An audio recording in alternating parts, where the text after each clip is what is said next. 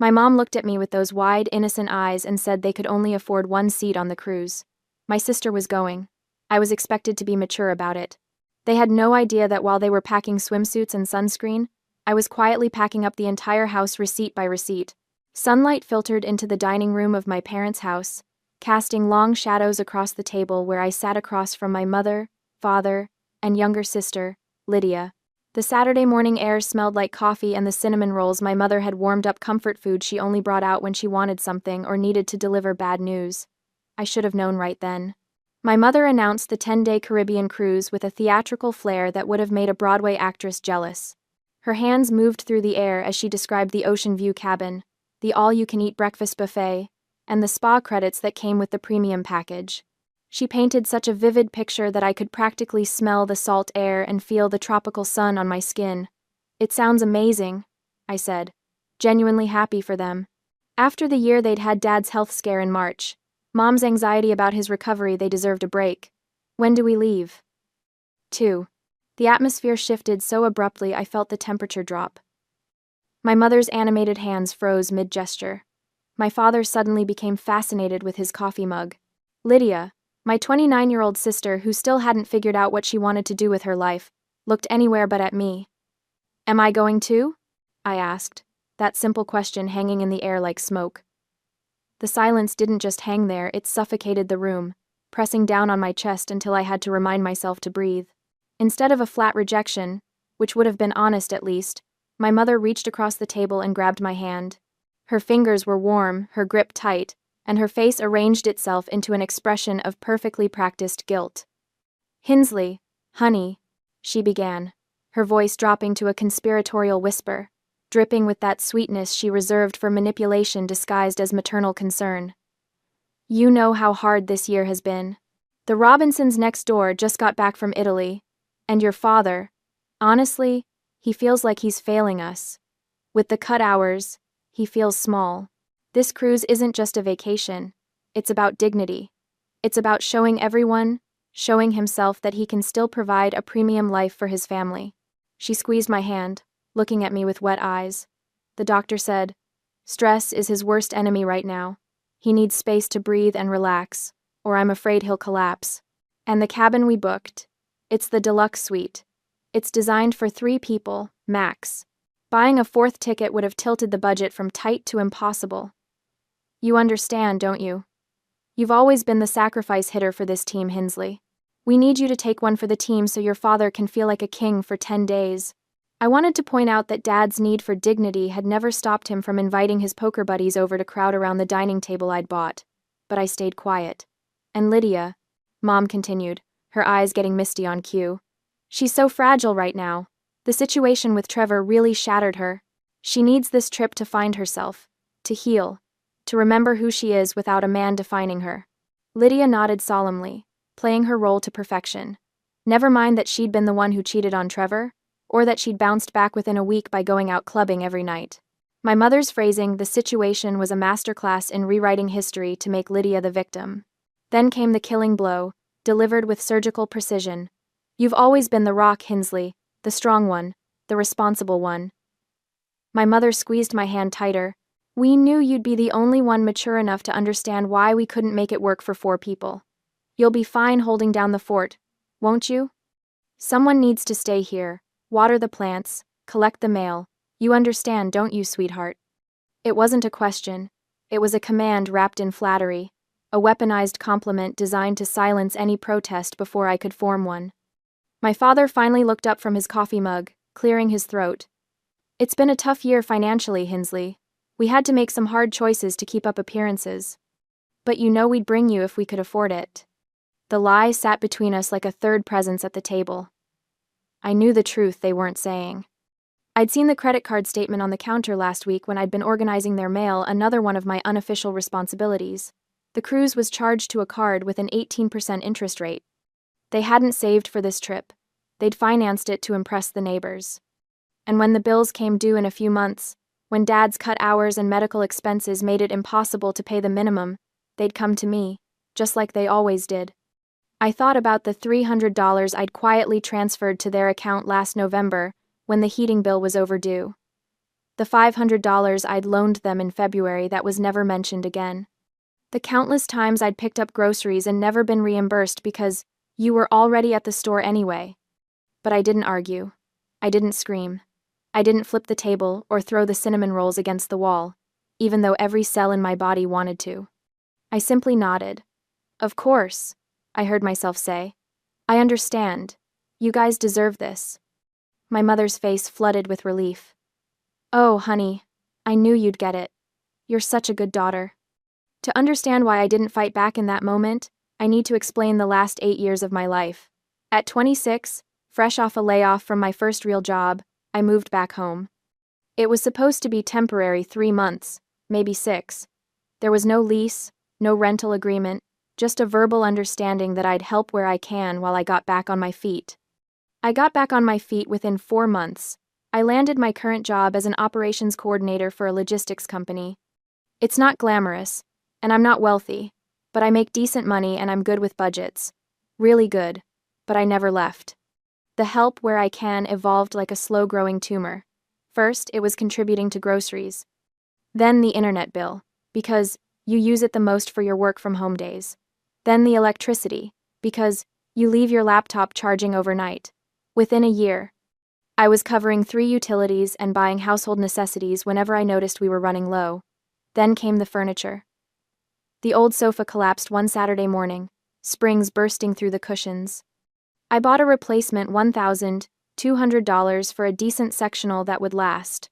The television died during the Super Bowl. I bought a new one $800 for a smart TV with all the streaming capabilities my parents suddenly couldn't live without. The washer and dryer gave out 2 years ago. I replaced them both $1,500 because my mother said she'd never trust a used appliance again after our old one flooded the laundry room. Kitchenware, because our old pots were practically antiques. Dining table, because the old one was an embarrassment when we have guests. Small appliances, a new microwave, a coffee maker, a stand mixer.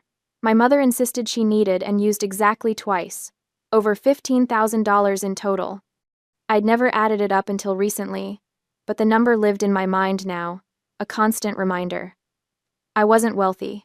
I was careful. I saved. I planned. Every purchase was a small sacrifice I told myself was temporary, an investment in family harmony. Meanwhile, Lydia lived like a bird, floating from one experience to another. She traveled to Mexico, to Colorado, to New York City. She went to concerts and music festivals. She changed jobs the way normal people change socks, never staying anywhere long enough to build savings or stability. And she was never asked to contribute a single penny, because she needs experiences, and she's still finding herself. I was 34. Apparently, I'd found myself years ago, and myself was a doormat. Saturday morning arrived with painful normalcy. The driveway bustled with activity suitcases being loaded, last-minute items being remembered. My mother's frantic energy as she triple-checked passports and boarding passes. I stood on the porch, watching the organized chaos like a spectator at someone else's life. Now remember, my mother said, turning to me with her travel purse already slung over her shoulder. Water the plants twice a week, the fern is fussy, so check the soil before you water it. Collect the mail daily, I don't want the box overflowing, and keep the house tidy, please. We'll be exhausted when we get back, and I'd hate to come home to a mess. Got it, I said. My father gave me an awkward side hug, the kind that said, I feel vaguely guilty but not enough to change anything. Lydia waved from the passenger seat, already scrolling through her phone. My mother paused at the car door, turning back with that same practiced expression of gratitude and sympathy. You're such a good daughter, Hinsley. You always understand. We're so lucky to have you. The words should have felt like a hug. Instead, they felt like chains. I watched the car back out of the driveway, my mother waving enthusiastically through the window. I stood there until they turned the corner and disappeared, the sound of the engine fading into the quiet Saturday morning sounds of the neighborhood lawnmowers, dogs barking, children playing. In logistics, we have a term, catastrophic failure point. It's when a system has been running over capacity for so long that a single minor stressor causes the entire infrastructure to collapse. It's not about the last straw. It's about the years of ignored maintenance warnings. My love for them had been the maintenance crew, patching cracks, ignoring the alarms, keeping the facility running at my own expense. But as I looked at the fern on the windowsill, the fussy, demanding fern, I realized the crew had just quit. My emotional machinery didn't break. It simply switched modes. Manual override. Engaged. Emotional centers. Offline. Operational efficiency. Maximum. I didn't feel rage. Rage is messy. Rage is inefficient. What I felt was the cold, clarifying calm of a chaotic warehouse finally being organized. I walked back inside, closed the door, and locked it behind me. The house felt different already. Emptier. Not because they were gone, but because something in me had shifted the moment that car pulled away. I looked at the fern again. I was not going to water that fern. I was not going to collect the mail, tidy the house, or hold down any fort. I was done understanding. The silence in the house wasn't peaceful, it was revealing.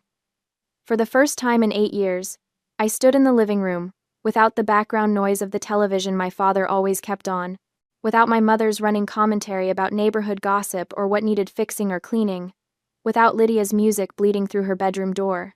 Just silence, and in that silence, I could finally hear my own thoughts without interruption. I walked through the rooms slowly, deliberately, like an inspector surveying a property. But I wasn't seeing a home anymore. I was seeing a ledger, a balance sheet of labor and money I'd never be repaid. The living room.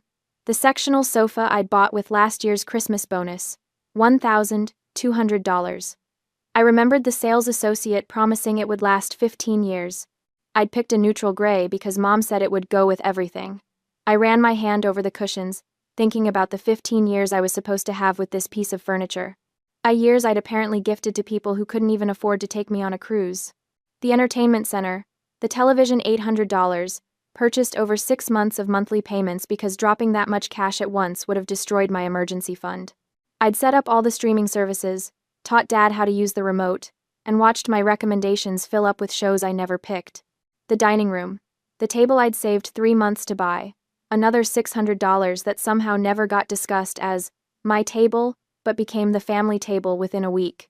I traced my finger along the edge, remembering how proud I'd been when it was delivered. How stupid. The kitchen, the stand mixer, $300, the new coffee maker, $150, the set of pots and pans, $400, that replaced the embarrassing antiques my mother complained about. All of it top quality, because when I buy something, I buy it right. That was my philosophy: invest in good things that last. How ironic that I'd never applied that philosophy to relationships. The laundry room, the washer and dryer set, $1,500 total, purchased after our old machine flooded the floor, and my mother had a complete breakdown about mold and water damage. I'd researched models for 2 weeks, read hundreds of reviews, and picked the most reliable consumer-rated set I could afford. These weren't just objects anymore. They were evidence. Evidence of a pattern I'd been too close to see. I climbed the stairs to my bedroom, the smallest of the 3, because Lydia needed the bigger one for her creative space, which mostly meant piles of clothes and abandoned hobbies. I sat at my desk and pulled open the bottom drawer, extracting a navy blue folder I'd kept since college. It was a habit from my work as an operations coordinator. I documented everything. Order numbers, tracking confirmations, delivery dates, warranties. I filed receipts not because I suspected anything, but because losing documentation drove me crazy. If something broke under warranty, I needed proof of purchase. If a company overcharged me, I needed evidence. It was professional habit, nothing more. Until now, I opened the folder. Bank statements going back 6 years, email confirmations from every major purchase, photos of receipts I'd snapped on my phone and forgotten about. Even a few handwritten notes I'd made during particularly expensive months, tracking where my money had gone. I spread them across my desk, like pieces of a puzzle. Only this puzzle, when assembled, showed a picture I'd been avoiding for years: my exploitation. Sofa, $1,200, check. Television, $800, check. Washer and dryer, $1,500, check. Dining table, $600, check. Kitchen appliances, $850, check. Kitchenware, $650, check. Monthly utilities I'd been covering: internet, $80, Electricity averaged $150, water during summer months, $60, over 8 years. I opened my laptop and created a new Excel spreadsheet. Column A, item. Column B, cost. Column C, purchase date. Column D, current estimated value. My fingers moved across the keyboard automatically, that same efficiency I brought to logistics problems at work. This wasn't emotional anymore. This was data. Data I could quantify, organize, and weaponize. Total spent, $15,340. The number glowed on my screen like an accusation. $15,340. That was a decent used car. That was a year of rent. That was 6 months of savings I didn't have because I'd been furnishing someone else's life. This wasn't about the cruise. The cruise was just the final insult, the moment the pattern became impossible to ignore. This was about 8 years of being the responsible one, the rock, the daughter who always understands while being systematically drained. I closed the spreadsheet and sat back in my chair, staring at the ceiling. A water stain shaped like a cloud marked the corner, something I'd noticed 2 years ago and offered to have fixed. "Don't worry about it," Dad had said. "We'll get to it eventually." Eventually never came, but my contributions always did. The realization didn't crash over me like a wave. It crystallized, sharp and clear. I needed to leave, not eventually, not after the cruise. Not after having a family meeting, where I'd be gaslit into staying for just a little longer. Now, while they were gone. While I had 10 days to execute without interference. I opened my laptop again, but I didn't waste time browsing apartment listings or waiting for credit checks that take weeks. I'd learned long ago that residential moves are slow, bogged down by applications, reference checks, security deposit negotiations, and landlords who take forever to respond. Instead, I pulled up my corporate contacts from work. Our logistics company partners with corporate housing providers, furnished executive suites, designed for relocated employees, traveling consultants, people in transition, who need move-in-ready solutions immediately. I scrolled through my saved emails until I found it. Coastal Executive Suites. I'd booked accommodations there for visiting regional managers at least a dozen times. I knew their process. I knew their turnaround time. And I knew they valued corporate relationships, which meant minimal paperwork and fast approval. I called the direct line, bypassing the website entirely. Coastal Executive Suites, this is Marcus. Hi Marcus, this is Hinsley Graham with Davidson Logistics. I need an emergency 30-day booking for myself, personal situation. What do you have available for immediate occupancy? Let me check. We have a 1-bedroom ocean view suite available now. It's $2,500 for the month. All utilities included. Fully furnished, kitchen stocked with basics. Would need a credit card hold and your corporate employee ID for verification. $2,500. It was expensive, almost double what I'd pay for a regular apartment. But I had a secret weapon. An emergency fund I'd been quietly rebuilding since the washer and dryer disaster 2 years ago, specifically for a catastrophic event. I just didn't realize until now that the catastrophic event would be my own liberation. Perfect. I'll take it. How quickly can you have the paperwork ready? Give me 2 hours, I'll email everything over. I hung up and stared at my phone. 2 hours. In 2 hours, I'd have a place to go. A place that was mine, where I didn't owe anyone anything, where the furniture belonged to the rental company and I could walk away when the lease ended without leaving thousands of dollars behind. My hands weren't shaking. They should have been. This was the biggest decision I'd made in years, but they were steady. This was how I operated under pressure at work. Identify the problem, find the most efficient solution, execute without emotion. Hesitation was the enemy of logistics. I spent those 2 hours not panicking, but planning. I pulled up a mental inventory of what I actually needed to take. My clothes, my laptop, my documents, my personal items. Everything else in this house, the furniture, the appliances, the kitchenware, belonged to me by purchase, but they could stay. Let them keep it. Let them realize exactly what I'd provided the moment it was gone. No, wait, not everything would stay. I walked back downstairs, through each room, taking mental notes. The sofa stays. The TV stays. The washer and dryer stay. But I'd take the coffee maker, the good one, the one I bought because I actually like good coffee. I'd take the stand mixer my mother used twice. I'd take half the kitchenware, the pieces I actually used when I cooked for myself. No, wrong approach. That was thinking like someone who still cared about being fair. New strategy. I'd take everything I bought, everything with a receipt, everything I could prove was mine, and I'd leave behind only what I felt generous enough to leave. My email pinged. The rental agreement from Coastal Executive Suites, ready for digital signature. I read through it carefully, occupational hazard before signing. Move-in date, Tuesday. That gave me 3 days to execute the move during normal business hours, when none of the neighbors would question a moving truck. I set up mail forwarding online, effective Tuesday. My bank, my insurance company, my credit cards, all of it routing to the new address. On Sunday afternoon, sitting in my bedroom with signed contracts and a moving date secured, I felt something I hadn't felt in years. Control. I wasn't the daughter helping out anymore. I wasn't the rock, the responsible one, the mature person who always understands.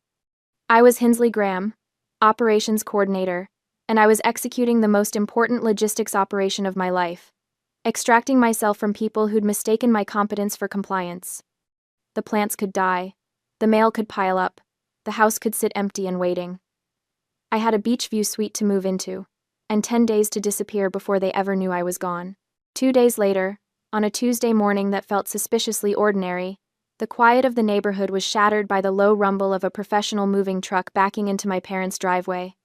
I had scheduled the movers for 8 a.m. sharp, early enough that most of the neighbors would already be at work, but late enough that I wouldn't look like I was sneaking around in the dark. The physical dismantling of my parents' house began with surprising efficiency. The crew chief, a stocky man with weathered hands and a clipboard, approached me at the front door. "Everything marked goes?" he asked, scanning the interior with professional indifference. I nodded, my throat tight but my resolve ironclad. Everything with a yellow tag, nothing else. Dough, and... I had spent Sunday afternoon walking through the house with a roll of bright yellow stickers, methodically marking every single item I had purchased over the past 8 years. The sofa, where my mother held court during her phone marathons, yellow tag. The flat-screen television my father watched for hours while I cooked dinner after work, yellow tag. The dining table where Lydia never helped clear dishes, yellow tag. The matching chairs, the washer, the dryer, the stand mixer in the kitchen, the coffee maker, the microwave, the bookshelf in the hallway, even the shower curtain in the main bathroom. Yellow tags everywhere, like a bizarre treasure hunt in reverse. The movers worked with the kind of practiced rhythm that comes from years of breaking down lives and reassembling them elsewhere. They wrapped the $1,200 sofa in thick blankets, securing it with industrial-strength tape. The $800 television was carefully nestled into a custom box. The washer and dryer, $1,500 as a set, were dolled out on reinforced hand trucks, their white surfaces gleaming in the morning light as they rolled down the front walk. I stood in the doorway, arms crossed, watching the systematic erasure of 8 years of financial servitude. Each item that disappeared into the truck was a weight lifted from my chest. The dining table, the chairs, the area rug from the living room, the kitchen appliances, the bedding from the guest room I had occupied before moving out years ago, the towels, the cookware, the dishes, all of it. Gone. I had intentionally left behind the items I didn't pay for, the things that existed in the house before I became the family ATM. My father's old, worn-out recliner sat in the corner, its brown fabric faded and pilling at the arms. A cheap brass lamp my mother had owned since the 80s stood on the floor beside it, its shade yellowed with age. Some dusty decorative pieces, ceramic figurines, and fake plants remained on the mantel, untouched by yellow tags. Those things weren't mine to take. I wasn't a thief. I was simply reclaiming what belonged to me. As the movers cleared the living room, the space transformed before my eyes. What had once been cluttered and suffocating became vast and hollow. The hardwood floors, usually hidden beneath furniture and rugs, stretched out bare and scuffed. Dust bunnies cowered in the corners where the sofa had stood. The walls looked naked without the television mounted on the center wall. And there, in the midst of all that emptiness, sat my father's recliner. I stared at it for a long moment, feeling something sharp and complicated twist in my chest. That chair, that pathetic, threadbare chair, was the only real furniture left in the entire living room. It looked absurd sitting there alone, a monument to dysfunction, An idea struck me with the force of poetry. I walked across the empty room, my footsteps echoing in the hollow space. Bending down, I gripped the sides of the recliner and began to drag it toward the center of the room. The old chair protested, its legs scraping against the floor with an awful screech, but I persisted. When I reached what I estimated to be the exact center of the living room, I stopped. With precise, deliberate movements, I straightened the chair. I adjusted it left, then right, eyeing the angles from different positions in the room until it was perfectly centered. I stepped back, studying my work with the critical eye of an artist evaluating a gallery installation. There. Perfect. The recliner sat alone in the vast, empty void like a throne in an abandoned kingdom. It was a visual representation of the irony that had defined my life for nearly a decade. I had just treated that worthless chair with more care, more respect, and more consideration than my parents had ever shown me. The room didn't feel sad. It felt honest. "That's the last of it," the crew chief called from the front door. "We're heading to the executive suite now. You following us there?" "Yes," I said, taking one last look around. "I'll be right behind you." My friend Paige Holloway met me at the executive suite to help me settle in. She arrived carrying 2 iced coffees and wearing her trademark leather jacket, her auburn hair pulled back in a messy bun. Paige had been the first outsider to validate my reality when I finally confessed the extent of my family's financial exploitation months ago. "Holy hell, Sadie," she breathed, stepping into the furnished apartment. "This place is gorgeous." It really was. Floor-to-ceiling windows overlooked a slice of ocean in the distance. The kitchen had granite countertops and stainless steel appliances. The bedroom was spacious enough for a queen bed and a proper dresser. The furniture I'd brought from my parents' house, my furniture fit perfectly in the living room. As we unpacked boxes in the new space, arranging throw pillows and hanging artwork, my phone buzzed on the kitchen counter. I glanced at the screen. "Mom. Mobile." My stomach clenched. They were calling from the cruise, probably checking if I had watered their ridiculous plants like the obedient daughter they assumed I'd always be. I stared at the screen, watching it light up and vibrate with each ring. Paige looked over, saw the name, and raised her eyebrows in silent question. I shook my head. The phone rang and rang until it finally went to voicemail. Seconds later, it buzzed again, a voicemail notification. I didn't listen to it. I turned the phone face down on the counter and went back to unpacking. "You okay?" Paige asked quietly. "I'm perfect," I said, and I meant it. I spent the rest of the week settling into my new life. The executive suite became my sanctuary, a place where nobody demanded anything from me, where I could eat cereal for dinner if I wanted, where the only person I had to answer to was myself. The peace was terrifying at first. I kept expecting my mother to call with some emergency, some crisis that required my immediate financial intervention. I kept anticipating my father's guilt-tripping texts about his health, but my phone stayed quiet. They were on a cruise ship somewhere in the Caribbean, blissfully unaware that their safety net had vanished. Every morning, I woke up in my own space. I made coffee in my own coffee maker. I sat on my own sofa and looked out at the ocean.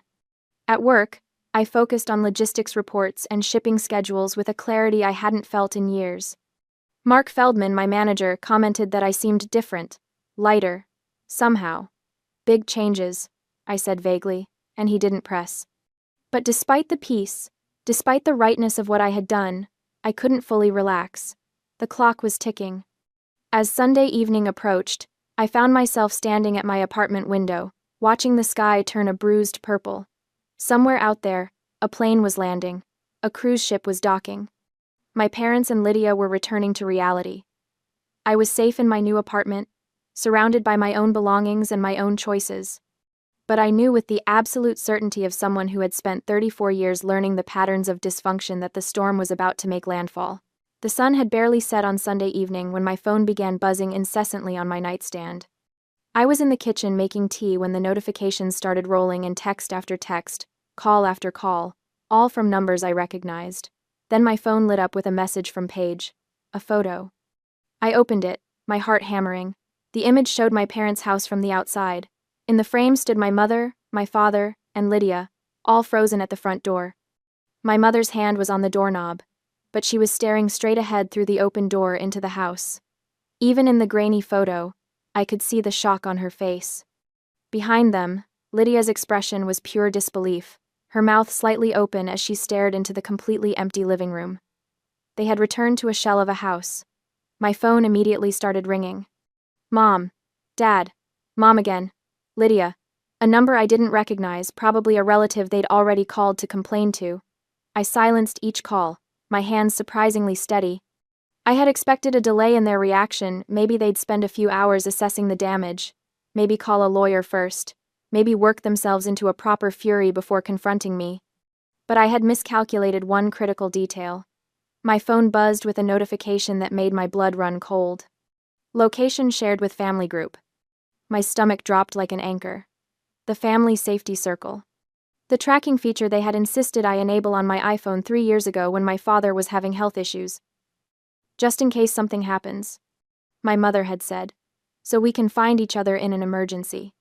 But it was never about emergencies, it was about surveillance. It was about knowing where I was at all times, about maintaining control even when I wasn't physically in their presence. I had gotten so used to it being there that I'd completely forgotten to disable it before I moved out. They didn't need to find me through a letter or a forwarding address. They tracked me down digitally like a lost piece of luggage, following the little blue dot on their iPhone straight to my executive suite complex. That same night, less than 2 hours after they'd landed, they found me. The pounding on my door was aggressive enough to rattle the frame.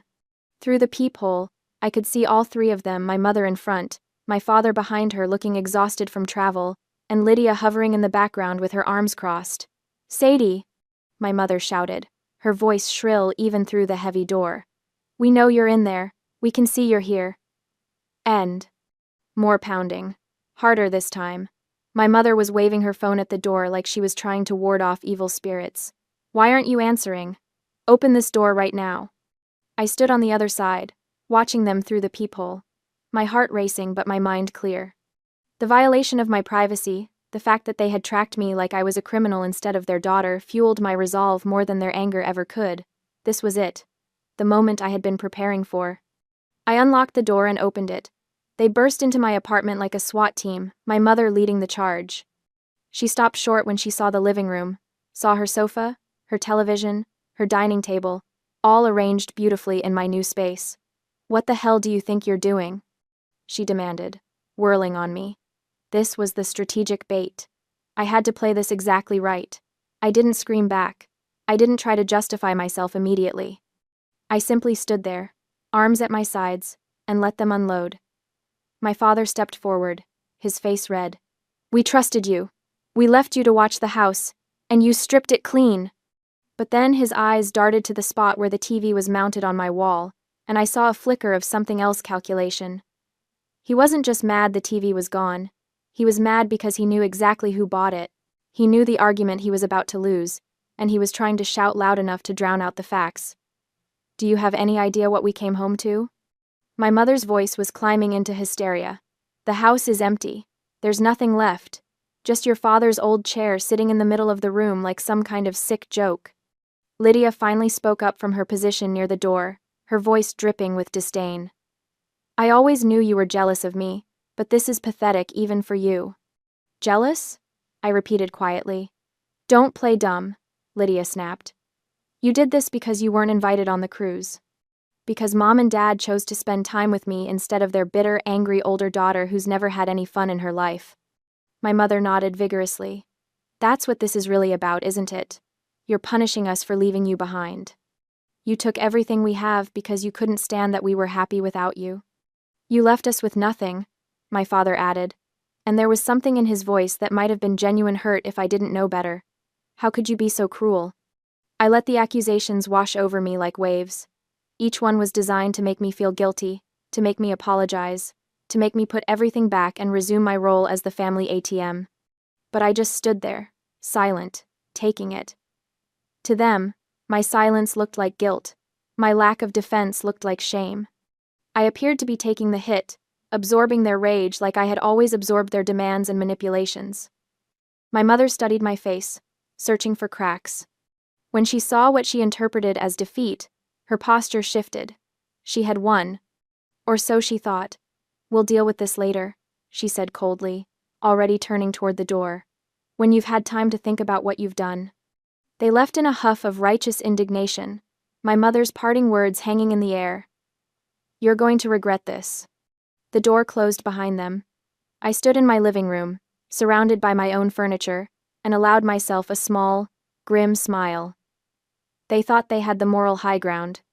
They thought I was just a bitter daughter who had acted out in a moment of petty revenge. They had no idea what was coming. Emboldened by my lack of defense, they launched their smear campaign within 24 hours. The story spread through the family network like wildfire. Phone calls to relatives, posts on social media that carefully avoided specifics, but painted a clear picture of victimhood. Whispered conversations in church parking lots and grocery store checkout lines. The narrative was simple and devastating. I had abandoned them.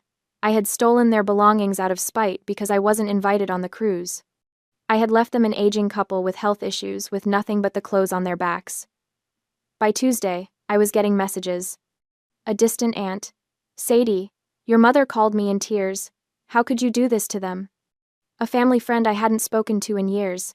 She said you left them with nothing. How could you? A former neighbor. I always thought you were such a sweet girl. I'm so disappointed. Each message felt like a paper cut, small but stinging. My mother had always been a master manipulator, but this campaign was particularly effective. She had positioned herself as the victim of a cruel, ungrateful daughter, and people were buying it. I felt the sting of the attack on my character. For a brief moment, I wondered if I should defend myself immediately, post my receipts online, expose the truth for everyone to see. But I didn't panic. At work on Wednesday, my manager Mark Feldman pulled me aside. He was a no-nonsense man in his 50s, who had always treated me with respect and fairness, qualities I had learned to appreciate after 34 years of conditional family love. You okay, Graham? He asked, studying my face. You seem distracted. Family stuff, I said vaguely. He nodded slowly. I don't ask for details unless you want to share them, but I've worked with you for 6 years, and I know you. You're one of the most responsible, reliable people I've ever managed. He paused. I don't know what's happening with your family, but I can tell you've been carrying more than anyone realizes, and whatever you did, I don't think it was wrong. The unexpected validation hit me harder than any of the accusatory messages. My throat tightened. Thank you. You don't have to thank me for stating facts, he said simply. Now get back to work. That shipment schedule isn't going to optimize itself. That evening, Paige came over with pizza and wine. She had seen some of the social media posts, my mother's vague but pointed comments about betrayal and heartbreak. They're really going all out, huh? Paige said, scrolling through her phone. They think they've won, I replied, taking a sip of wine. They think I'm the villain of the story. Paige set down her phone and looked at me directly. If taking your own things back makes you the villain in their story, then the problem existed long before you emptied that house. She was right, and more importantly, I was ready. I had let them take their shot. I had let them paint me as the bad guy. I had given them just enough rope to hang themselves. Now it was time to spring the trap. The phone calls had been relentless. 3 days of non-stop harassment from relatives I barely spoke to, suddenly very concerned about family unity and respect for your parents. Aunt Carol, who hadn't invited me to Thanksgiving in 5 years, left a voicemail calling me selfish and cruel. Uncle Jim texted paragraphs about how disappointed Grandma would be, never mind that Grandma had been dead for 7 years and never met half the furniture they were crying about. The smear campaign was working exactly as Mother had designed it. I was the ungrateful daughter, the thief, the one who abandoned her poor, struggling parents while they were on vacation. I let them talk. I let the rumors spread like wildfire through our extended family's group chats and Sunday dinner gossip sessions. I didn't defend myself, didn't explain, didn't justify. I just waited.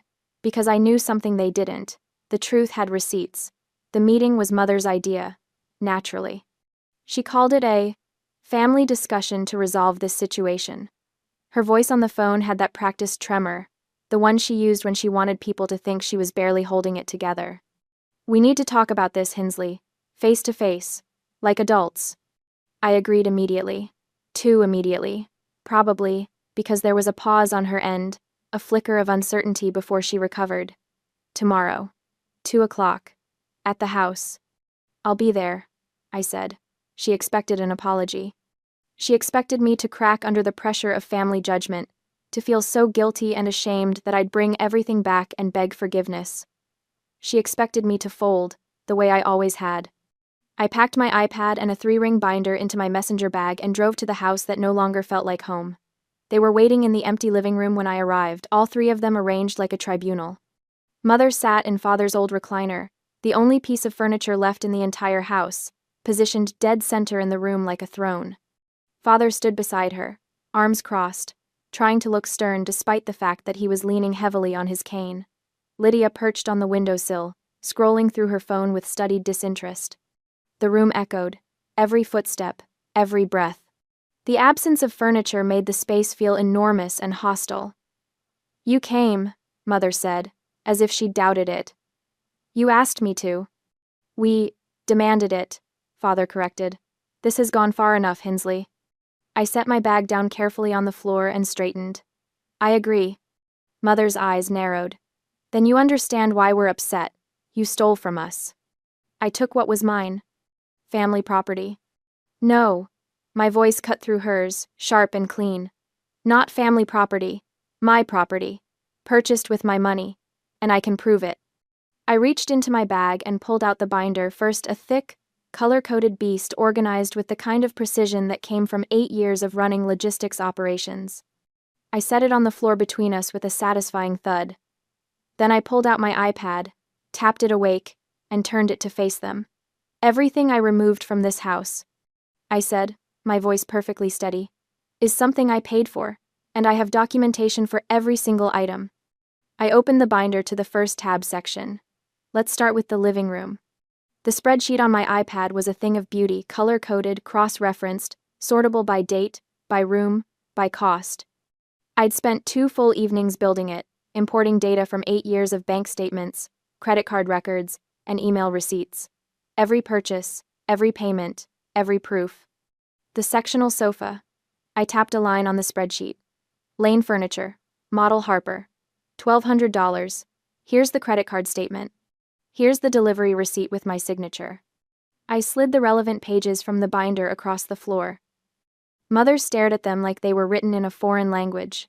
The television. Samsung, 65-inch 4K, $800. Purchased when the old one died. Best Buy receipt. Extended warranty in my name. Another page. Another line highlighted on the screen. The coffee table. The end tables. The lamps. The area rug. I tapped through each one, methodical and relentless. All mine.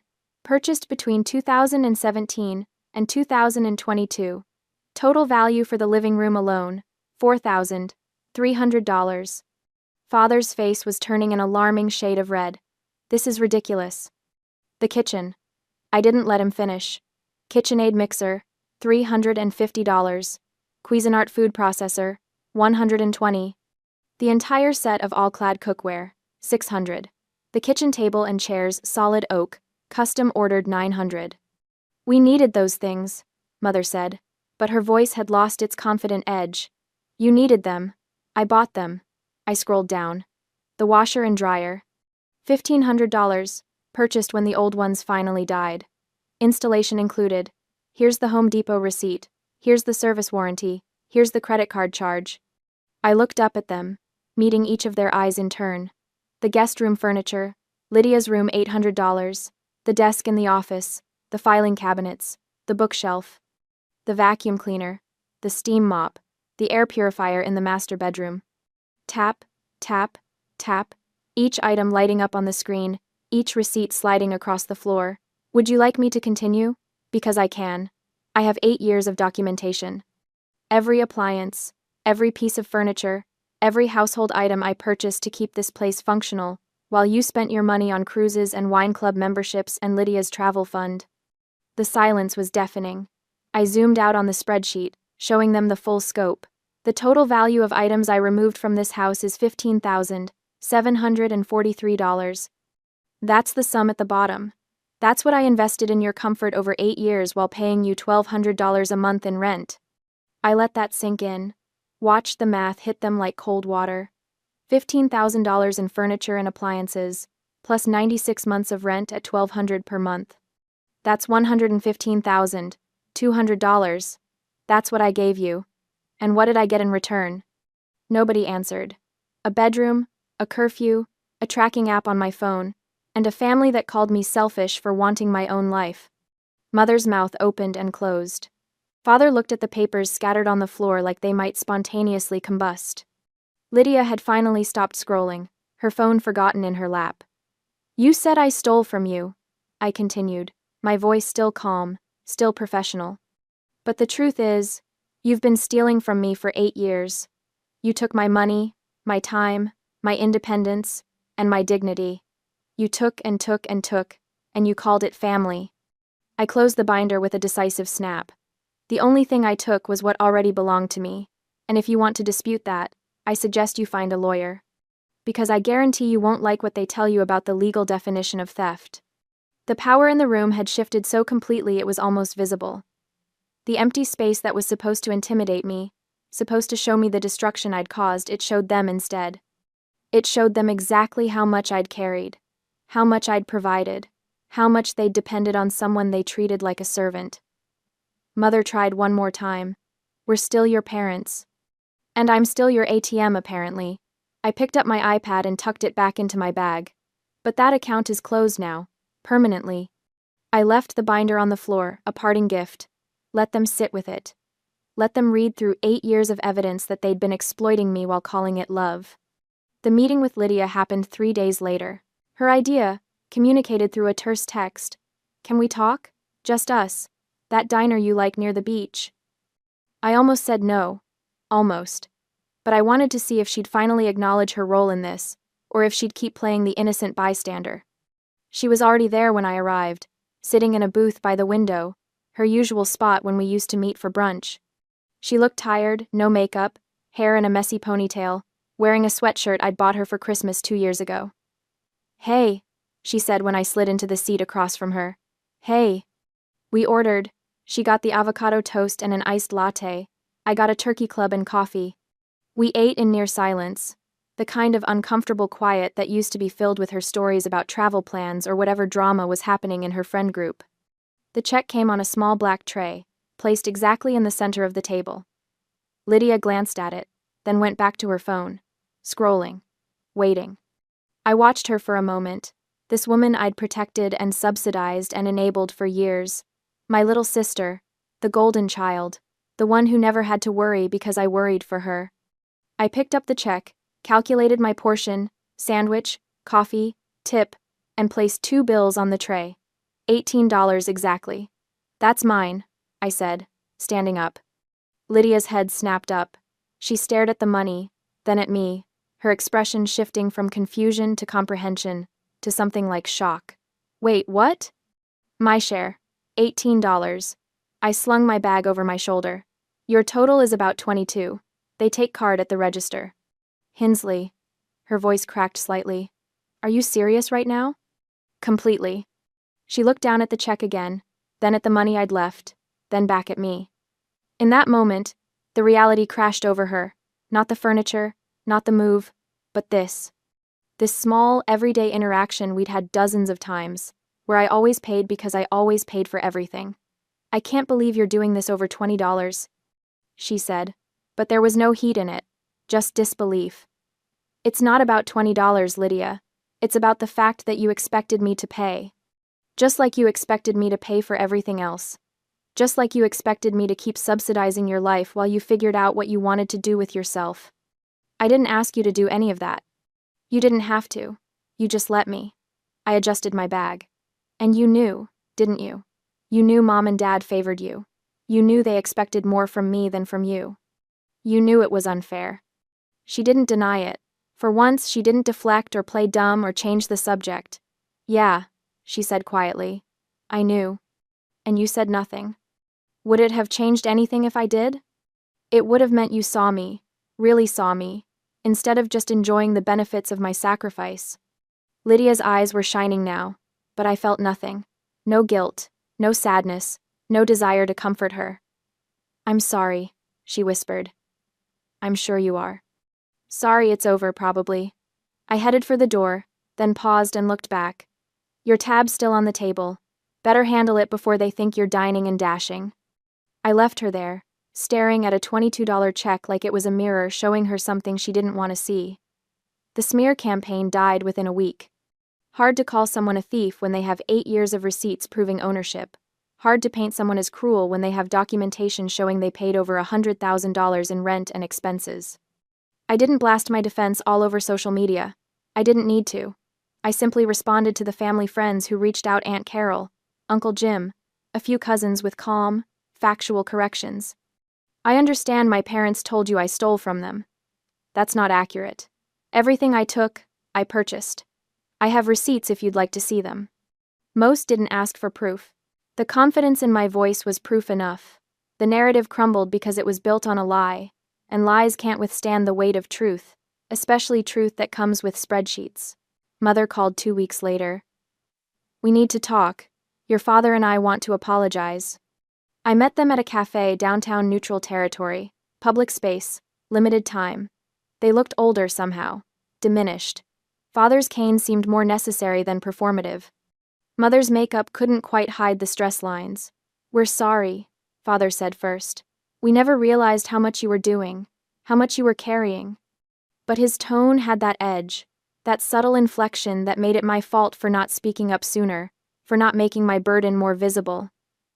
We thought you wanted to help, Mother added. We thought it made you happy to contribute to the family. I stirred my coffee slowly, watching the cream swirl into patterns. You thought I wanted to pay $1,200 a month in rent while buying all your furniture and having a curfew at 34? We didn't force you.